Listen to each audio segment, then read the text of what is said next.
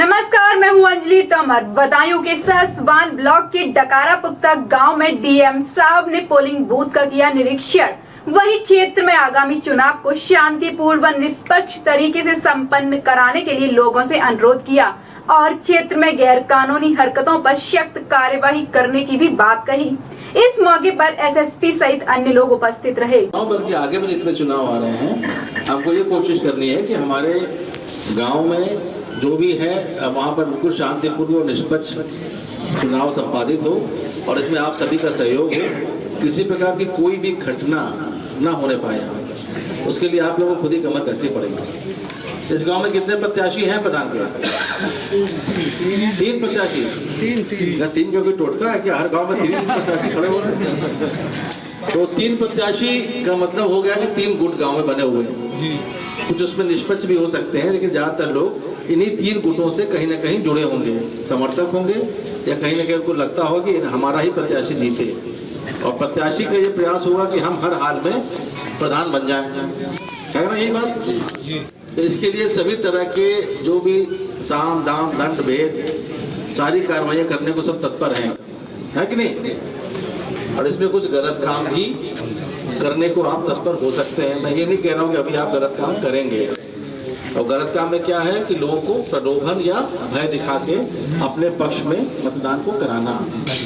प्रलोभन में दारू बिकवाना, बंटवाना लोगों को। क्यों भाई, इस गांव में बिक रही है कि नहीं? बट रही है? तो भाई बच्चा सर हिला रहा है हाँ में, बच्चा सही बता रहा होगा, हो सकता है। आप लोग तो ना ही करोगे, जिसको मिल रही है फ्री की तो क्यों हाँ करेगा? कल को पुलिस पकड़ के ले जाएगी तो वो भी मिलना बंद हो जाएगा। लेकिन ये जो बट रहा है, अगर ऐसा कुछ यहाँ पर या बटेगा, जो भी स्थितियाँ हैं, हमारी इस पर बहुत सतर्क दृष्टि है। और निश्चित मानिए कि अगर ऐसा कुछ होता यहाँ पाया जाएगा तो पुलिस इसमें बहुत सख्त कार्रवाई करेगी, गैंगस्टर एक्ट लगेगा। और ये चुनाव तो छोड़ दीजिए, आगे आने वाले चुनाव में भी कभी वो प्रतिभाग नहीं कर पाएंगे और एक उनका आपराधिक इतिहास थाने में दर्ज होगा। वो और उनके बच्चे हमेशा इसी में परेशान रहेंगे। तो ऐसा नहीं होना चाहिए। और दूसरी कारण ये है कि जो बंटवाएगा या जो लिएगा उसके खिलाफ तो कार्रवाई होगी, लेकिन वैसे भी अगर इसमें कोई भी जहरीली शराब पट गई और लोग इसमें आकर के बीमार हो गए या जीवन से भी हाथ धोना पड़ा तो उनके लिए बहुत महंगा साबित होगा। तो इस चक्रों में बिल्कुल ना पड़े, किसी प्रकार के प्रलोभन में। और बाकी जो दूसरी बात रही कि दूसरों को भय दिखा के, गुंडागर्दी से जो थोड़े से कमजोर तबके हैं समाज के, उनको डरा धमका के अपने पक्ष में वोट कराने का प्रयास करेंगे तो उनके खिलाफ भी हमें कार्रवाई करनी पड़ेगी। बहुत सारी ऐसी चीजें हैं जो कई लोगों के, खासतौर से नव युवा जो आए हैं, उनके दिमाग में नहीं है कि हम जो कर रहे हैं उसमें क्या गलत है और क्या सही। अब एक छोटी सी बात अभी मैंने बताई, दारू बांटने वाली, इसमें भी लोगों को ये लग सकता है कि भाई इसमें सरकार का क्या दिक्कत है, भाई मैं तो अपने पैसे से बांट रहा हूँ, किसी के लिए थोड़ी नहीं रहा हूँ, चुरा थोड़ी नहीं रहा हूँ, इसमें क्यों पुलिस कार्रवाई करेगी? लेकिन अभी इस संबंध में एसएसपी महोदय आपको विस्तार से बताएंगे क्या चीजें उसमें आपके लिए नहीं करनी है और क्या करनी है। इसी को आचार संहिता का पालन करना कहते हैं, आदर्श आचार संहिता। सुना है ना किसी ने इसके बारे में? नहीं सुना क्या? अरे अभी रुक जाओ भाई, एप्लीकेशन वगैरह बात मत देना। अभी जो बातें हो रही है उसको सुनिए आप लोग। आप लोगों से जनपद के वरिष्ठतम अधिकारी मुखातिब होकर के अपनी बात को रख रहे हैं और आपको कुछ निर्देश दे रहे हैं चुनाव के संबंध में, आपको क्या करना है क्या नहीं करना है। ये चीजें जनरली आपको नहीं मिलती हैं इस चीजों को, ठीक है ना?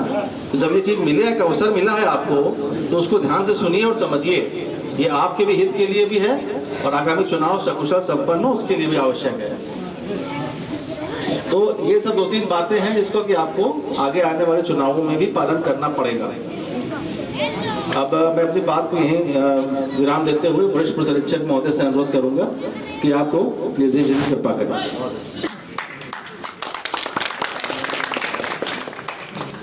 भाई चुनाव आ गया है, आपके 5 साल हो गया। अरे भाई आराम से, क्या क्या झगड़ा झंझट हो रहा है अभी सामने ही, आराम से हाँ सुन लीजिए, 2 मिनट लेंगे बस आपका।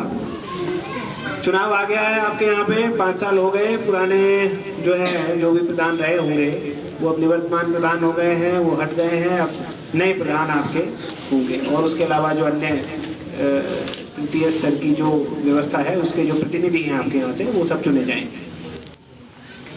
अभी एसपी साहब आप लोगों से बात कर रहे थे तो आप बता रहे थे कि भाई 3 प्रत्याशी, संभावित प्रत्याशी अभी मैदान में, और भी कोई है कि बस 3 ही रहेंगे? बस 3 ही रहेंगे, डिसाइड कर लिया सब लोगों ने, हैं? अच्छा ये बताइए, ये तीनों प्रत्याशी है वो आपस में झगड़ा झगड़ तो नहीं कर रहे हैं? पता लगे अभी तो आप बोल रहे हैं कि साहब कुछ नहीं, और एक दिन जैसे सूचना मिलती है 112 पे कि यहाँ झगड़ा हो गया। ना फिलहाल तो कुछ नहीं है, फिर हो सकता है। फिर तो आगे का तो माहौल, आगे का कहाँ, आगे का जो आगे टाइम आ रहा है उसको पता नहीं, अभी तो फिलहाल कुछ नहीं है। अभी तो फिलहाल कुछ नहीं है, तो आगे का टाइम जो आ रहा है वो आप ही लोगों पे तो निर्भर कर रहा है भाई। कोई दूसरी जगह से आके, कोई मंगल ग्रह से आके थोड़ी ना कुछ करेगा, आप ही का तो गांव है। इसीलिए तो हम लोग आए हैं कि अभी तक सब ठीक चल रहा है, बहुत अच्छी बात है, और आगे भी सब ठीक ही चलना चाहिए। ठीक है, सब ठीक चलना चाहिए।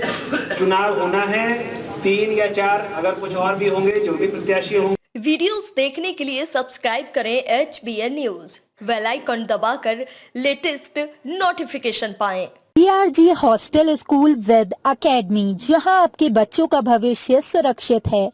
एक ऐसी हॉस्टल स्कूल जहां आप पाएंगे स्मार्ट क्लास, प्रोजेक्टर क्लास के साथ साथ स्कूल कक्षाएं एवं नवोदय विद्या ज्ञान, सैनिक स्कूल, AMU, BHU प्रवेश परीक्षाओं, कंपटीशन की भी तैयारी भी कराते आ रहे हैं।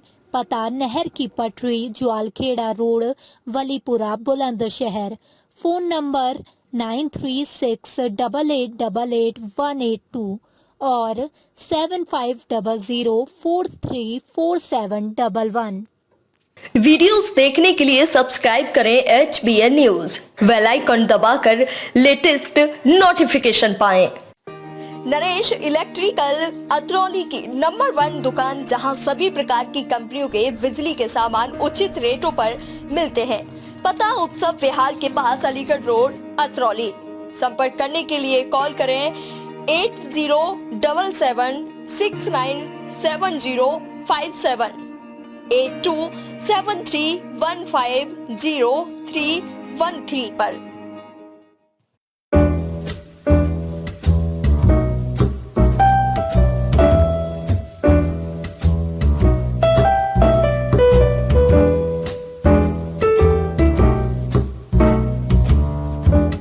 होटल मन्नू महाराज, एक ऐसा होटल जहां आप पाएंगे हर सुविधा, जैसे गार्डन एरिया, एयर कंडीशनर, कमरे, बेहतरीन खाने की सुविधा और भी बहुत कुछ। पता दिल्ली रोड, सिकंदराबाद, बुलंदशहर। संपर्क करें 7900481418 7055551418।